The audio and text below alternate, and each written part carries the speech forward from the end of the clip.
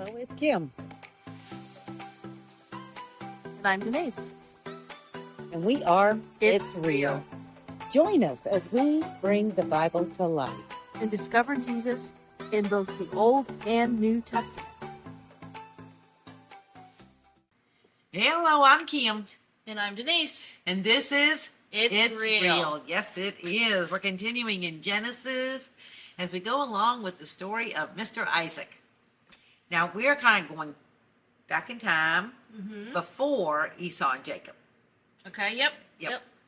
They didn't have kids at this point, but there was a famine that came on the land. And in chapter 26, verses 1 to 14. 1 to 14. Thank you. This is the only chapter that really talks about Isaac. Poor thing. He doesn't get much press. But that's okay.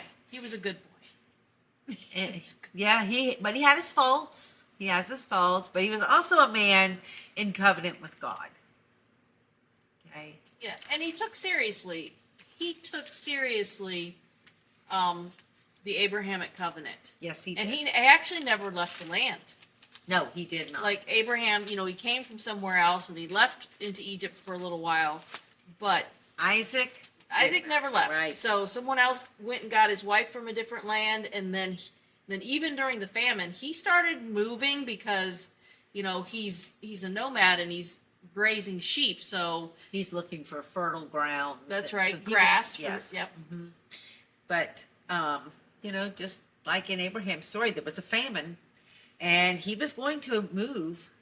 But we see in chapter 26, God appears to Isaac. First time. He appears to Isaac. Don't leave the land. Stay here. I will prosper you. Yep.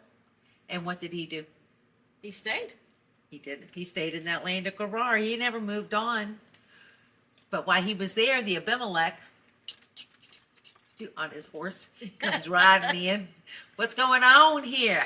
Who's this? Talking about Rebekah. Oh, oh man, those Abraham men or whatever, I don't even know what their last name was. They must have married some very pretty women. Because what does he say to the Abimelech? That's my sister.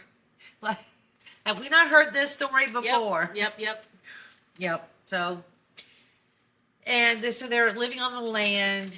This is his sister. They're doing things. And the Abimelech looks outside and he sees those are not the movements of a man who's with his sister. Y'all are a little bit too close. Intimate. Yes. Yeah. Ew. So he goes riding back out there on his horse. What's going on? That is not your sister. Not your sister. And they fess up. They do fess up. They fess up. He says, I thought you would kill me because she's so beautiful. Blah, blah. We've heard this story. But the Abimelech addresses Isaac. Yes. And the lie. And he makes a decree that no one can touch them. Yep. But during that time, he actually looks at him and goes, what is this you have done to us? Verse 10, chapter 26. One of the people might soon have lain with your wife, and you would have brought guilt on us. And Abimelech, a man in charge, the king, is worried about sleeping with someone's wife and having guilt. I know. I mean, usually would we not love to see that today? Yep. Usually it's just a big cover up, whatever. Yeah, I was like, ooh. But he said we would leave you alone. And Isaac did as the Lord had commanded, and he stayed in the land of Gerar. Yep. And in the first year, he multiplied 100-fold. That's right. He was there. Yeah, which is amazing because it was a drought and the desert. Yes. Beautiful story. Whew. But I sure wish our leaders were like that Abimelech. You were going to bring guilt on us. Oh, what a story. What a story. And we will continue next week. Y'all have a blessed one. Bye. If you want to know if it's real, then admit you're a sinner. Romans 3:10. As it is written, there is none righteous, no, not one. And as it is written in Romans 3:23, for all have sinned and fall short of the glory of God. Believe that Jesus is Lord. Romans 10:9-10. Because if you confess with your mouth that the Jesus is Lord and believe in your heart that God raised him from the dead, you will be saved. And call upon the name of the Lord. Romans 10:13.